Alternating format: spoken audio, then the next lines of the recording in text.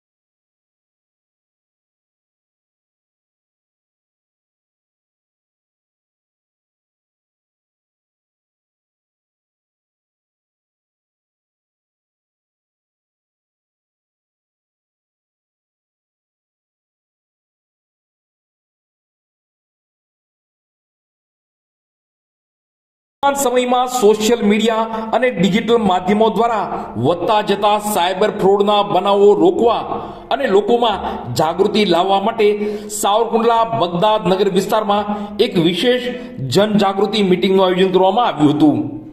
તાજેતરમાં social media પર ચાલી રહેલા વિવિધ પ્રકારના છેતરપિંડીના ટ્રેન્ડ અને તેનાથી સામાન્ય તથા ગરીબ પરિવારોને આર્થિક નુકસાનીથી બચાવવા માટે આ કાર્યક્રમ યોજવામાં આવ્યો હતો. આ મીટિંગમાં સાવરકુંડલા ટાઉન પોલીસ ઇન્સ્પેક્ટર સાહેબ, સાયબર એક્સપર્ટ અને પોલીસ સ્ટાફ ખાસ ઉપસ્થિત રહ્યા હતા. તેમણે લોકોને સમજાવ્યું હતું કે કેવી રીતે અજાણી લિંક્સ, ઓટીપી શેર કરવા કે સોશિયલ મીડિયા પર લોભામણી લાલચો આપતા મેસેજથી બચી શકાય. આ ગંભીર ગુનાઓથી બચવા માટે ક્યાં પગલાં લેવા જોઈએ તેની વિસ્તૃત માહિતી આપવામાં આવી હતી.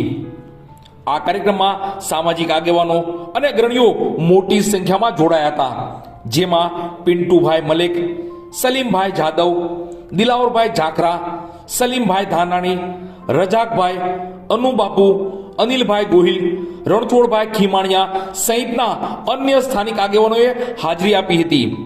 પોલીસ તંત્રના આ પ્રશંસનીય કાર્યને બિરદાવાયું હતું.